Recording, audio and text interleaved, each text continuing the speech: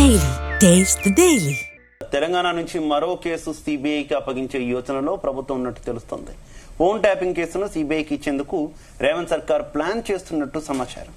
ఇప్పటికే ట్యాపింగ్ కేసుపై విచారణ జరిపింది సిట్. కీలక ఆధారాలను సిట్ అధికారులు సేకరించారు. ఇప్పుడు సిబిఐకి అప్పగించడంపై ఆసక్తి నెలకొంది.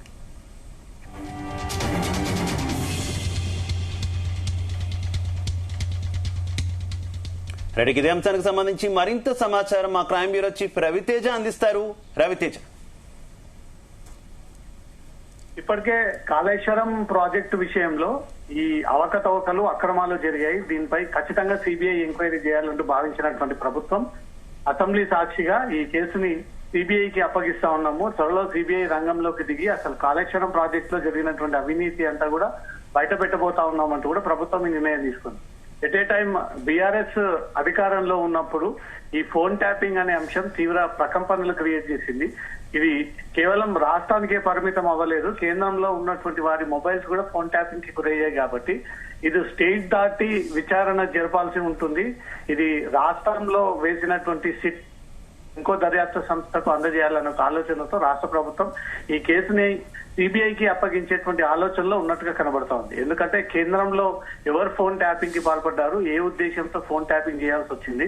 ఇటు బీఆర్ఎస్ అధికారంలో ఉన్నప్పుడు అప్పటి ప్రతిపక్షంలో కాంగ్రెస్, బీజేపీ కీలక నేతల ఫోన్ ట్యాపింగ్ కి గురైనట్టుగా కూడా బండి సంజయ్ వచ్చి ఆ ఆరోపణలు వ్యక్తం చేశారు.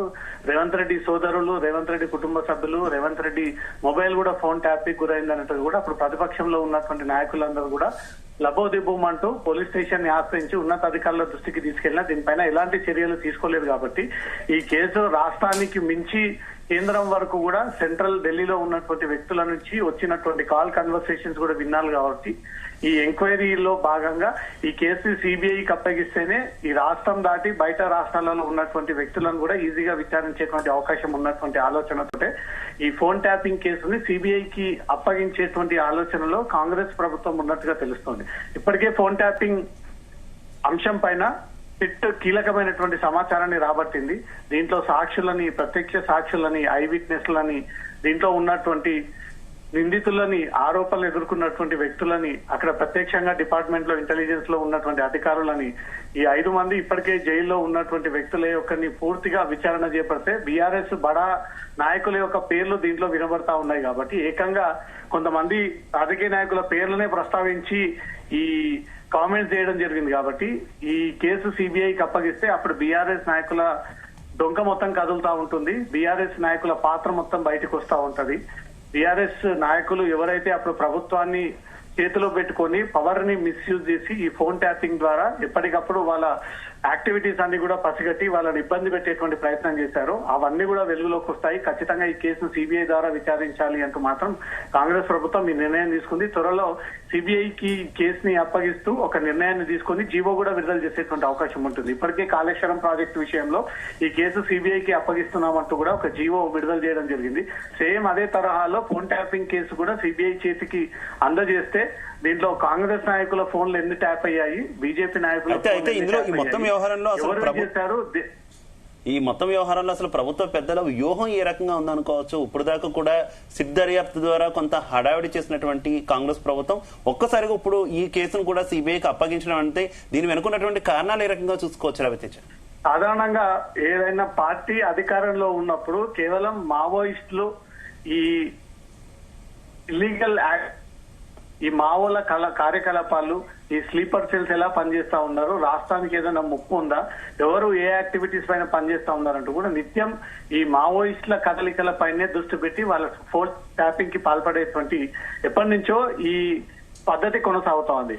కానీ ఇప్పుడు బీఆర్ఎస్ ప్రభుత్వం గతంలో అధికారంలో ఉన్నప్పుడు ఆ లైన్ కి మించి వీళ్ళు పవర్ ని అడ్డు పెట్టుకొని అప్పట్లో ఇంటెలిజెన్స్ ఐజీగా ఉన్నటువంటి ప్రభాకర్ రావు, ఆ తర్వాత అడిషనల్ ఎస్పీలు, దీంట్లో చాలా మంది పోలీసులే కుమ్మక్కయ్యి స్టేట్ లో సంపదను ఎలా దోచుకోవాలి, బడా నేతలను ఎలా టార్గెట్ చేయాలి, ఎలా వారి దగ్గర నుంచి డబ్బు రాబట్టి అది రాష్ట్ర అధికారంలో ఉన్నటువంటి ప్రభుత్వానికి చేరవేయాలి, అది ఎన్నికల ఫండ్ రూపంలో సమకూర్చినటువంటి డబ్బులు కావచ్చు, లేదా ఇతర వాళ్ళ రెగ్యులర్ కోసం ఉపయోగించుకోవాల్సినటువంటి డబ్బులు కావచ్చు, పోలీసులకు కొంత వాటా, రాజకీయ నాయకులకు కొంత వాటా, దీన్ని ఆపరేట్ చేసినటువంటి అధికారులకు కొంత వాటా, ఇదంతా కూడా మాఫియా లాగా తయారయ్యి గతంలో ప్రభుత్వాలు పోలీసులని అడ్డు పేరుతో రోడ్డుపై వెళ్తున్నటువంటి వ్యాపారవేత్తల్ని రైట్స్ పేరుతో ఆ డబ్బులు లాక్కోవడము, అది అధికారికంగా లెక్కల్లోకి రాకుండా ఆ డబ్బునంతా కూడా సొంతానికి వీళ్ళు ఉపయోగించుకోవడము, అనేక కంపెనీల వద్ద వెళ్లి పార్టీ పేరు చెప్పుకొని పోలీసులు బెదిరించి వాళ్ళని కిడ్నాప్ చేసి అక్రమంగా సంతకాలు పెట్టి డబ్బులు కాజేసి ప్రాపర్టీస్ కాజేసినటువంటి ఘటనలు కూడా ఒకటొకటిగా వెలుగులోకి వస్తా ఉన్నాయి. కాబట్టి అసలు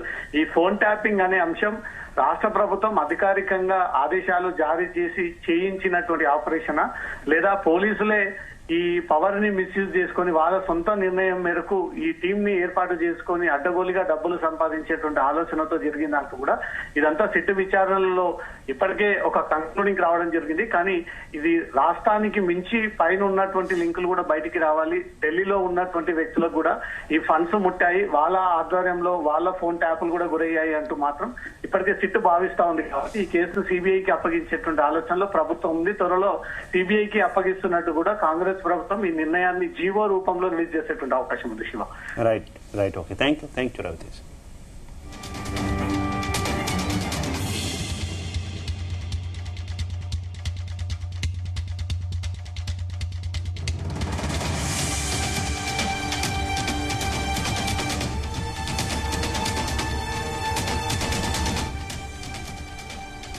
తెలంగాణ నుంచి మరో కేసు సిబిఐకి అప్పగించే యోచనలో ప్రభుత్వం ఉన్నట్టు తెలుస్తోంది.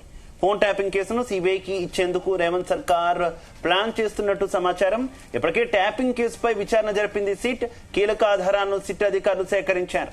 ఇప్పుడు సిబిఐకి అప్పగించడంపై ఆసక్తి నెలకొంది.